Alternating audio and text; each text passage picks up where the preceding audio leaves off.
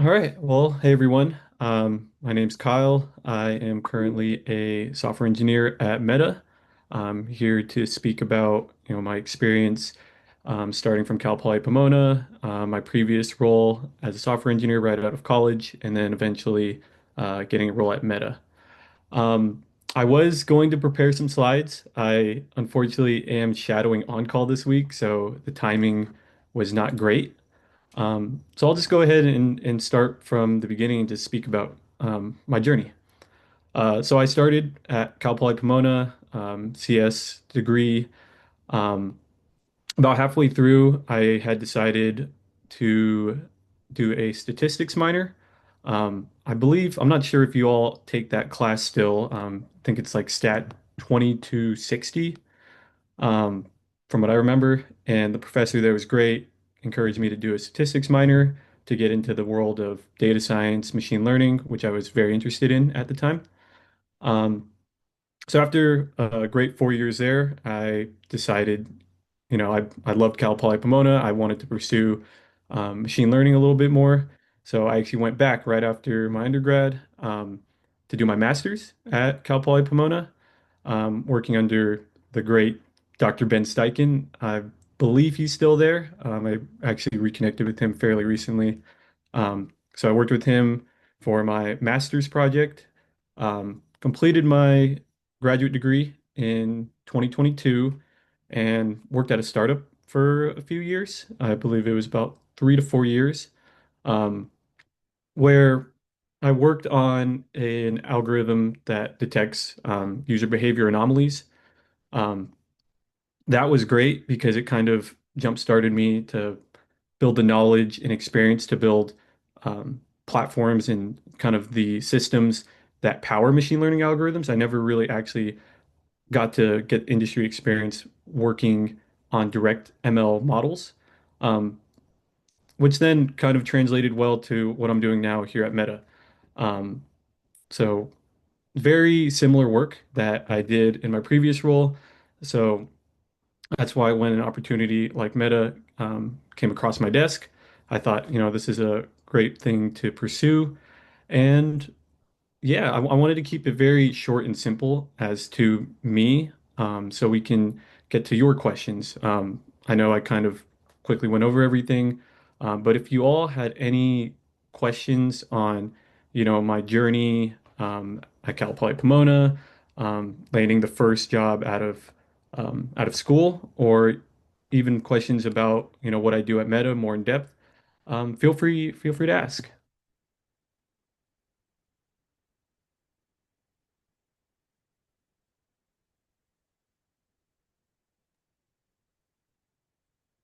No worries. I'll give you all some time to think. I know this was a very quick overview. I just didn't want to, go in depth into places that, were uninteresting to you all. Sorry, yeah, I think if possible, could you kind of tell us about like what projects you did during your time in college? Yeah, that's actually a very good question. I would say during my undergraduate degree, I didn't really seek out too many projects. I was more so focused on trying to get the degree as fast as possible. That was the approach that I had taken. Looking back at it, I definitely think that's one of the things I wish I had done was involve myself more in the clubs, like the one here at CSS. I was only in this club for about one semester.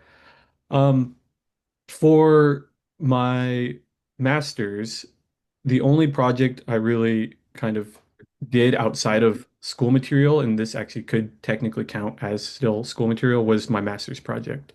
Um, that project was actually an ML focused project where we designed a machine learning model that based off of some labeled data that the Collins College of Hospitality provided to us.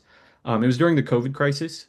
So the hospitality college was they wanted to essentially know, what kind of communication strategies were the most effective based off of Twitter and API, or not, sorry, Twitter API and Facebook, I believe it's called Graph API. Um, so basically, it was just, we have all this labeled data, and then we say, okay, what was the most effective strategy what um, based off of what these different hotels have been conveying to their customers.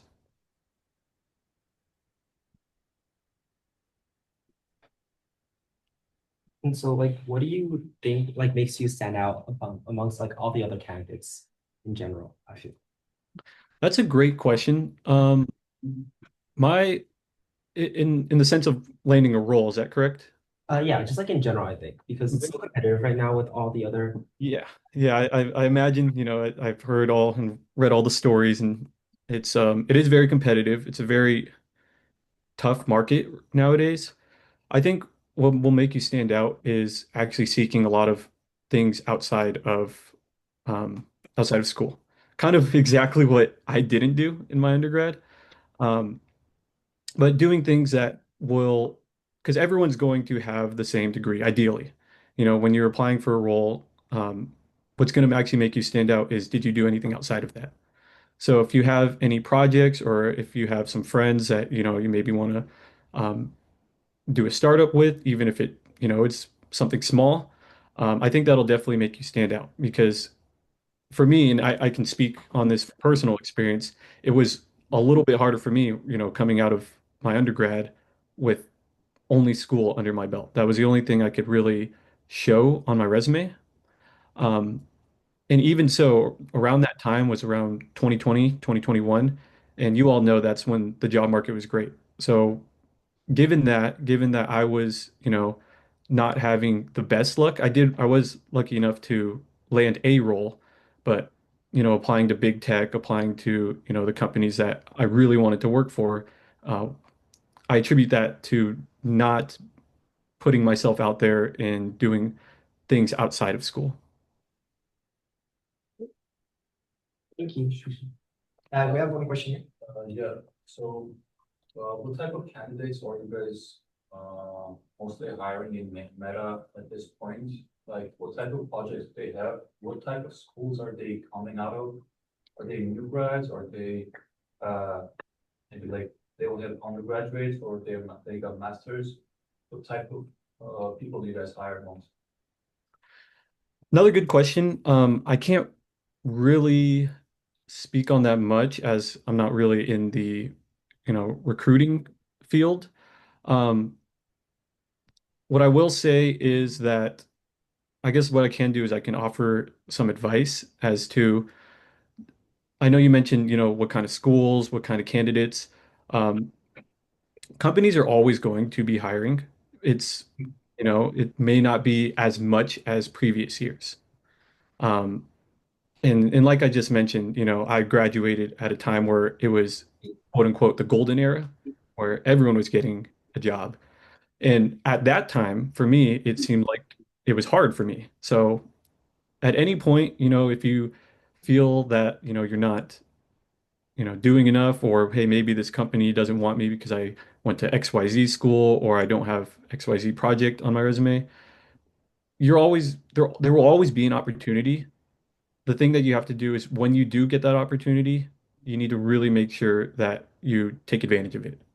Um, it may be less opportunities some year, a lot of opportunities other years, but take every single opportunity that you have, and no matter what the market is, no matter what year you are, if you have a master's or not, really take it seriously. Um, because that's kind of what I did differently when I started interviewing for Meta. I had never taken it super seriously before because I thought, I have a degree, I can code, um, I did my master's, but when it came to something like Meta that popped up, that's when, I thought, okay, this is where I really have to buckle down and actually put in, multiple hours a day studying leak code, system design, and all that. So I'm not sure if that answered your question. Long story short, they companies will be hiring regardless of if you're a new grad or not. It may be less, but there's always going to be opportunities. I wouldn't fear that you guys are going to get replaced as a whole.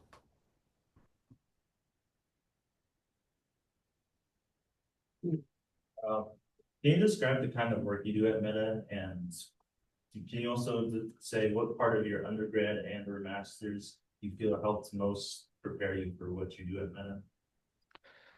Yeah, yeah, of course. So right now at Meta, I work on an inference platform. So for those of you who are familiar with, machine learning and AI, when you have a model, you kind of want to, the model makes inferences based off of, different inputs. So what I work on now is a platform that helps, turn essentially a ML model and then all the way up into a service. So then that, other services like Instagram, Facebook, whatever product that we have can do essentially think about it as almost like an API call to that model directly and say, hey, this is um, give me, users feed based off of I want the feed machine learning algorithm. Um, so that's what I work on now. Um, with regard to your question about what helped me the most from my undergrad and master's, the projects. So for me, the studying of like in doing tests and um, was is great to build that foundation. But where I really started to understand and unlock more of my, you know, software engineering skills was actually building projects. Um, because you're actually, in the weeds of building something that's tangible that you can see. And when you run into issues here and there, that's when you actually fully understand, okay, I have the experience now of running into issues like this or building a feature like this. Now that can translate very well to the real world.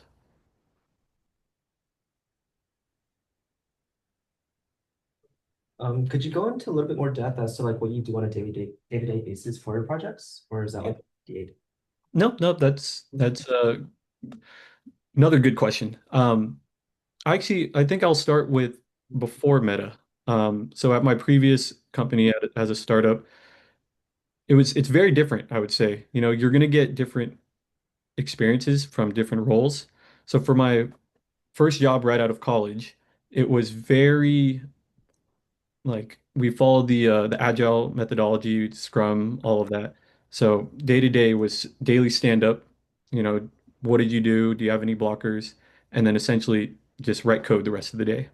Um, once you ship your code or you put up a PR or a merge request in GitLab, um, then usually I would spend some time reviewing code. So that was pretty much my day to day for my previous role. My currently at Meta, it's a little bit different. We don't have dailies, which I think is a very commonly known thing at Meta. They don't like daily stand-ups. Um, so it's a lot of on the individual to figure out what's important that I should work on. So there's a lot of different projects that are out there. I mean, it's a huge organization, so there's plenty of projects and scope to build off of. Um, what's different though is it's not, someone telling you you're going to work on this. It's now I have to think what provides the most value, what can I do best for the company, and what projects will also help the company the most.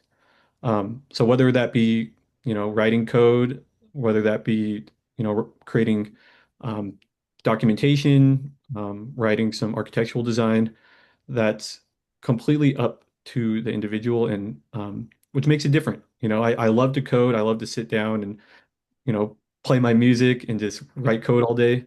But it really unlocks a different part of your brain when you not only code, but you think about, okay, here's the feature I'm building, but what's the why? Why am I building this feature? What impact will it have? Is there maybe a different approach that I can take, whether or not, if someone told me I want this feature, there's a million ways to build something. So I think that's something that I'm still learning to this day. And yeah,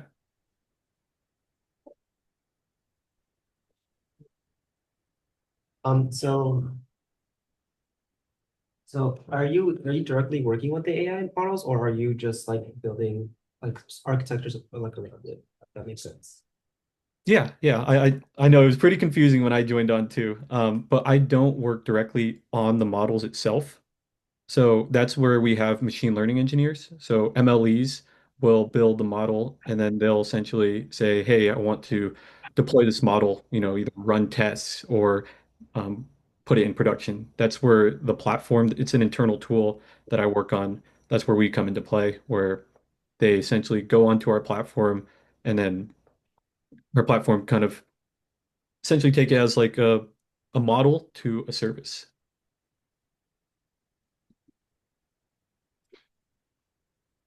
Thank you. Yeah, of course. Any other questions?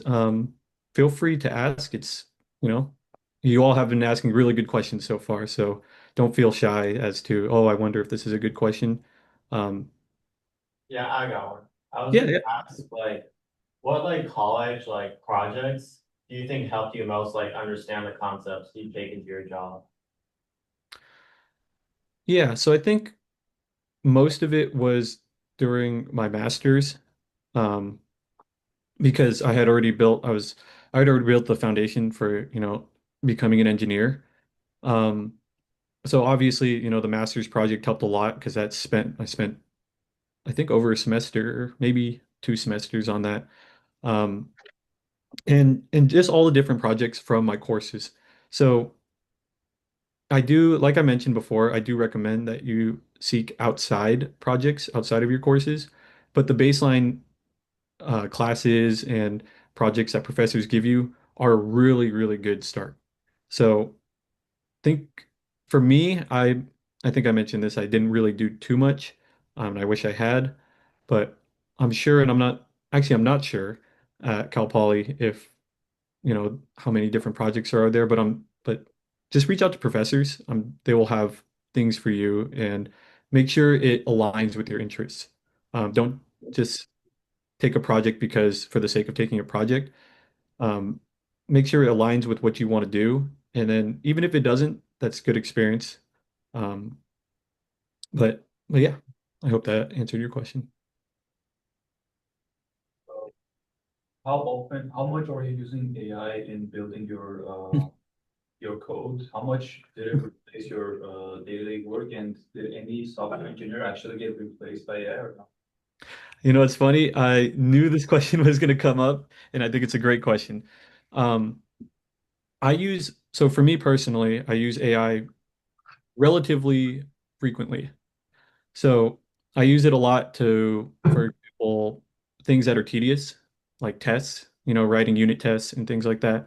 Um, but when it comes to replacing an engineer, I personally, and you'll get different responses based off who you ask, but personally, I think we're quite far away, based off of my experience. I can ask, and I've actually tried this before a few times where I have a entire task I need to do.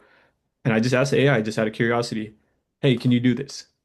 And it'll, of course, say yes, and it'll write a bunch of code and it'll be broken in a lot of different places.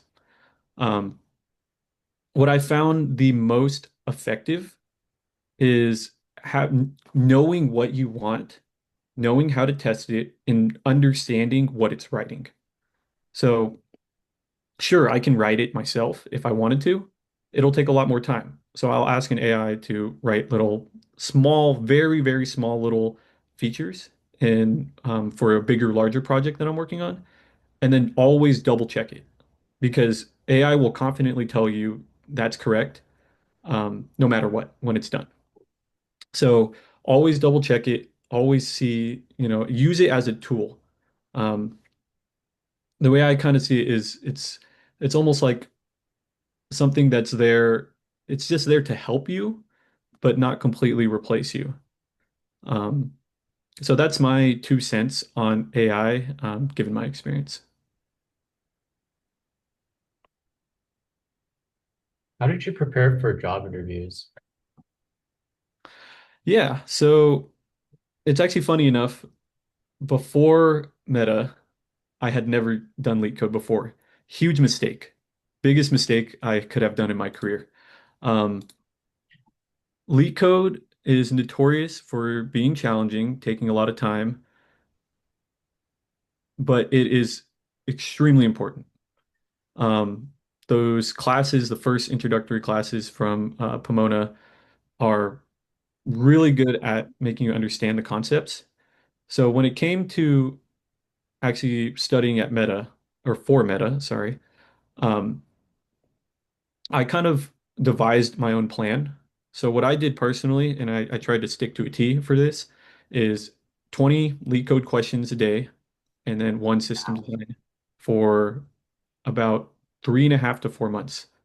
So when I got the initial call from a recruiter, they said they'll give me 3 to 4 months. So that's when I spent a full day actually, just putting it on an Excel sheet saying, okay, here I'm going to list out all the questions that I want to understand and concepts. Obviously start with, I believe it's blind 75 or something, 75. Um, Start with that to build up your foundation, especially if you haven't leak coded in a while. And then make sure you stick to a plan. There's many times where I hear engineers say, "Oh yeah, I studied leak code. I did a couple questions here and there." That's fine if you're doing that on a regular, but if you have an interview coming up, I'd highly, highly recommend you get a more intense plan. Um, and then also at the end of the day, I would also do one system design. For new grads, typically you don't have to do that. Since I was applying for a mid-level role, it required me to do one system design question. Impressive.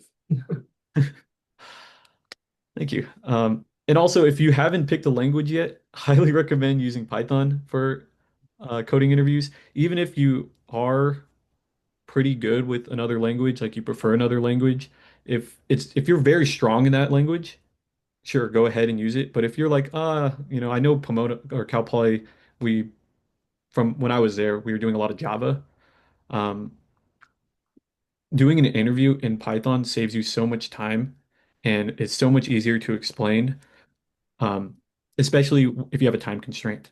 So I was personally better at Java, but I made the switch to Python because I thought, okay, it's the extra few minutes in an interview is crucial because you could miss something if you don't have that extra time. I got a question. What was your reasoning for deciding to go to grad school, and what would your advice be to somebody who's kind of on the fence of going to grad school? Yeah, so for me, I had felt that I wasn't prepared for the job market quite yet. Um, and that's largely attributed to me not reaching out to professors and looking for projects outside of school. Um, it kind of came naturally to me where I said, by the end of my fourth year, if I don't have a role for the first, or if I don't have a job lined up, I'm going to go to grad school. And I was planning on going to grad school at some point in my career. It just kind of worked out with, when I graduated, it was COVID was happening. Um, I will say there is from my perspective, a lot more people going to grad school, um, compared to, the past, 10 years before so. So I think it is super important if you know what you want out of it. If you're going just for the sake of, you know, someone told me I have to go to grad school, then I don't think it's the best. Or actually, here's another point. If you have a role right out of college, I would take that. If it was between that and grad school, I personally would take the role, the job, because the job experience will give you a lot more, and grad school will always be there. So take the role if you have it, and then if you do want to go back, go back. Um, that's where, I thought there was like a little bit of hesitancy or kind of regret for going to grad school, just because I thought maybe if I tried a little bit harder to get a role, then I'd have that extra few years of experience. So then instead of applying for mid-level right now, I would almost be applying for a senior level role, because they take years of experience so seriously. Um, But all in all that to say, I think grad school was super important for me personally because I actually got a lot of hands-on experience. There's a lot less tests and a lot more, here's a big project.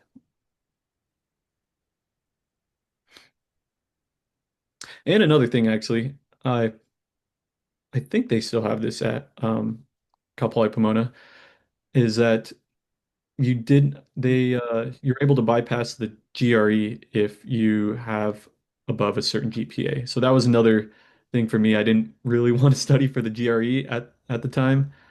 So when I talked to my counselor, I think she said, "Hey, you can just apply for grad school and we'll waive the GRE."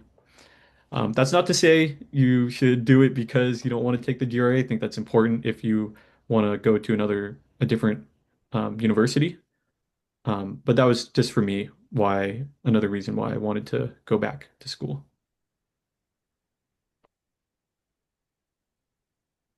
But this is like a little bit more regarding like I guess incoming people. But like as since you are a mid-level engineer and you do see like people come in and out of the company, or other companies, I guess as well. What are some like big mistakes that you see new grads make when they go into the industry? Um, I'm not too, so I can speak for myself, what mistakes I made. Um, but from working at Meta, I haven't really worked too much with new grads yet since most of my team is mid-level and above, or actually all of my team is mid-level and above. Um, but for me personally, as a new grad, I think the biggest mistake is, and this actually could probably go for all new grads, is not asking questions, not putting yourself out there, staying quiet, staying in your comfort zone. When you really learn when you're out of your comfort zone, whether that be, asking a senior engineer a question or taking on a project that you are unfamiliar with. Um, that's when you really start to grow. And I saw for myself that I was sticking to the things that I knew just so I wouldn't have to ask a lot of questions, just so it looked like I knew what I was doing. Um, it's not good to have that mindset of, oh, I don't know what I'm doing. I shouldn't do it. I shouldn't ask questions. Always ask questions, especially as a new grad, because the expectation for a new grad is you're supposed to ask questions. You're a new grad. This is likely your first roll out of college, likely the first time you're exposed to all these different technologies that school likely hasn't shown you. So when and this was actually told to me by one of my senior engineers for myself as a mid-level even. He said, always ask questions. That first few weeks when you're new to a company is critical because that's when there's a lot of leeway for you to ask the questions that may be, categorized as a dumb question. And people will be like, okay, he just started here. That's completely fine. If you're holding in those questions until, 6 months down the line, and then you're like, okay, I really don't know this, then I'm gonna ask it. That's when, your peers or colleagues will say, why does he not know this by now? So first few weeks is imperative to your career because it's when you can really ask anything that's on your mind, you know, and you're not going to get um, any anything like any engineer saying that that was a bad question, essentially. Thank you. Yeah. So in terms of like when you say like bad questions, I guess a lot of times I feel like me and also like a lot of people will go into a company and they'll be expected to know like XYZ about everything, right?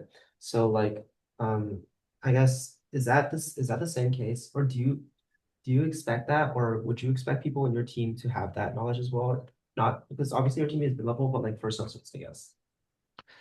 Yep. I mean, there's obviously a lot of gray area as to what is a bad question. I mean, if you're asking a senior engineer how to write an if statement, obviously, someone's going to say, okay, how? That's a terrible question. Right. But when it comes to, a specific role and their expectations, um, I'm a firm believer that the vetting process and the or for interviewees is is good enough for them to understand, okay, he has the baseline knowledge to work here. So, and it is good to be very clear too when you first jump into a role. These are my strengths. These are something I'm not that good at. So you really want to set the expectations for them. Um, so when you do ask the questions, then they're not like, "Oh, why don't you know this?" Um, so I can speak from my personal experience. I'm more of a backend engineer. Um, I do not do a lot of front end, React and all that. So I made that very clear to them. So when I do ask, silly, easy React questions, when I do have to work there, they're a little bit more lenient as to and willing to help because they know, okay, he's more a backend engineer, he probably doesn't know this. Given that, that means the expectation for me when I do more backend work is a little bit higher, but that is just kind of the way my career has progressed in itself. I see we have a hand raise. Yeah. I wanted to ask a follow-up regarding when you were talking about the lead code interview questions, like when you were doing lead code. Mhm. Um, is lead code the interviews structured differently in Meta now? Now that there was a software called Cluely able to crack meta level interviews. Yeah, so I can't speak on internally because I'm actually not sure. I don't interview since I am mid-level. You have to be senior and above. As to the process now, I have been reading outside sources that say they're apparently trialing, an AI assisted interview style. All that to say though, I think no matter what, it's still important to study leak code and follow the traditional path.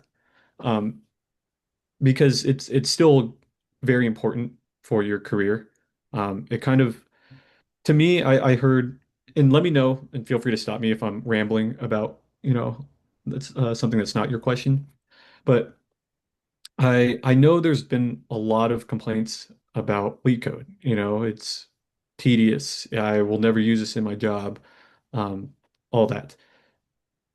For me, I think that it is super important because it almost unlocks your brain to think about things differently. Um, to me, it kind of just makes a distinction between a programmer and an engineer. Um, because like I mentioned earlier, I thought I can code. I can write things that do things, right? What leak code really does is it makes you think, is this the most optimized way to do something? And that's where no, yeah, I'm not writing, how to invert a binary tree or something like that in my day to day. But the core concepts behind that, I'm always thinking about when I'm writing my code because I'm not just writing code because it's doing XYZ. I'm writing code and thinking about, okay, is there trade-offs for going through another approach? Um, I hope that answered your question. Feel free to ask a follow-up if you have another one. Yeah, that pretty much kind of summed it up in a way. But I also wanted to um ask whether or not like the actual interviews are structured differently. I know that you don't actually do take the interviews. I was just wondering if you heard something about that. Yeah, I'm not sure. I know from just reading some articles that Meta's trialing something that's different.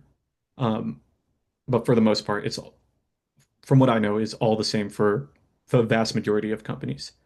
It's going to be a leak code style question um, for new grads, and then system design for mid-level and above. And usually some sort of behavioral, I think they do. I know Meta did one, and a lot of the big techs do. I'm sure other companies do some sort of behavioral style interview, which um, those are a lot less stressful, but also super important.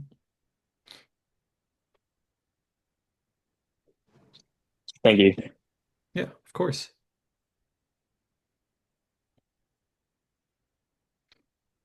Yeah, any other questions? I'm happy to answer anything, anything about software engineering from school to, being in the industry for some time. Okay, do you know what parts of your previous job, what parts of your previous job do you feel prepared you most for what you do now at AI? I'm sorry, I didn't quite catch that. Can you repeat that question? Yeah, what, do you know what parts of your previous job that you feel prepared you most for your current job at Meta? Yeah, so I guess just understanding, just starting a new role, you're going to learn a lot more than not a lot more, but different things than school. Um, so for my previous role, it was just, the day-to-day writing code, understanding, how to do things that I never even knew at CPP, like rebasing. Um, so just something, very niche, just very small that I was able to use when I was able to leverage, now here at Meta. So um, it's just having, I think every role, not every, but most roles out there for as a software engineer will teach you those skills. And then it's almost up to you to kind of find what works for you the best and where your career wants to evolve into. Um, yeah, that's kind of a very high level. I'm not sure if you wanted me to get into like more specific examples. I have a question. I don't know if you answered this, but are there any like specific open source projects or personal projects you recommend that have been looking interested? I wish I could answer that. I personally have never contributed to any open source project. So, um, if I was in your guys' seat right now, I totally would. I absolutely would.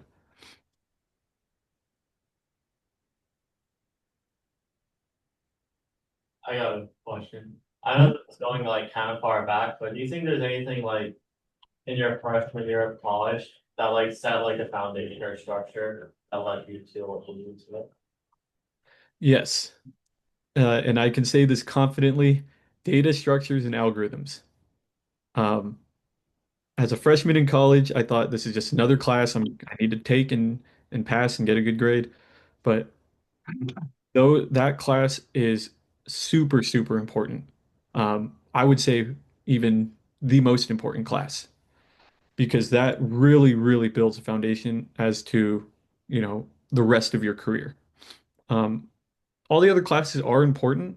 They teach you, something a little different, but data structures and algorithms, if you're taking that course or if you're completed already, I know it's a freshman level course, then it's always good to stay kind of in tune with that class and just refine your skills with that. Um, because it'll carry with you the rest of your career. That's why they teach it first because it is so important because it kind of everything that you're going to do as a software engineer has some sort of connection with data structures and algorithms. Um, so if you're taking that class, make sure you pay attention because that is imperative to your career.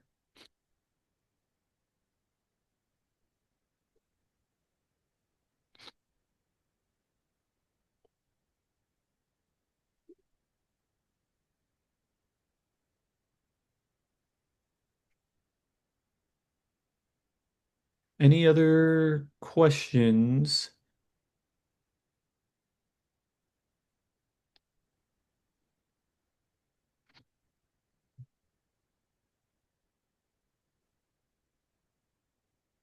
I think that's all our questions. We do have 7 minutes left. Is there any like do you want the students to reach out to you on LinkedIn if they have any more questions or just curious about anything? Yeah, of course. Yeah, I know it's a lot.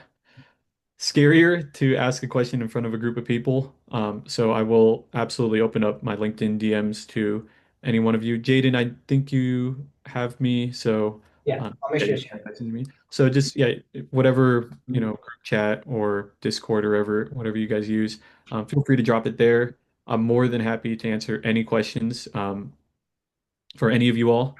So yeah, that's absolutely an option. Awesome. Thank you. Thank you so much. Yeah, of course. And thank you